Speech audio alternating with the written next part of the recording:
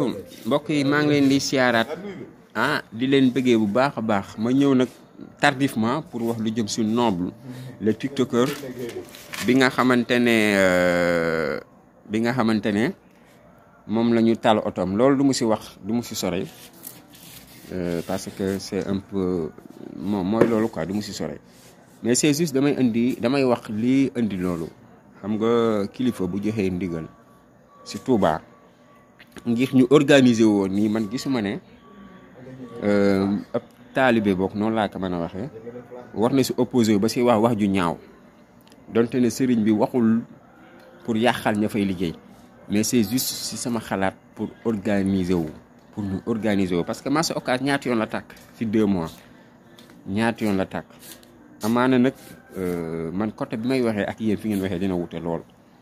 voilà Noble li la dal kenn yéenew la ko te d'abord te encore maa ngi lay masawu bu baax a baax waaye nag kilifa bu waxee ne neen doxalee nii ak nii ak nii ak nii pour Touba mën a jag amaana tàkk-tàkk yi dina wàññeeku lu bëree te balaa moytu sax dootul amati voilà c'était juste loolu la mu bëggoon a leeral rek li andi lii amaana na nga tontoo moo baaxut si sama xam-xam bu gàtt ak si sama propre analyse du dëgg fi ma jeexalee rek mooy côté politique gis naa ne ñu bëree ñu ngi commencé woon a yàq lu mel ni xam ne Ousmane Sonko parce que ñu Noble Pastef la bokk mu ngi noonu pour jéem a seet ni ñu encore diaboliser Ousmane Sonko fekkee na moom APR la bokk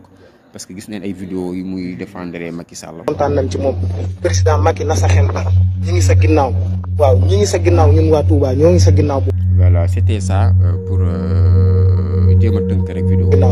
gis naa nag sànq xaw ma waa Yewwi la xaw ma waa ñan la aw na nii ak seen 4 nit. waaw di leen wax ne da ngeen continuer abonné ci seen YouTube Mbaye Mandaw TV jërë ngeen jëf.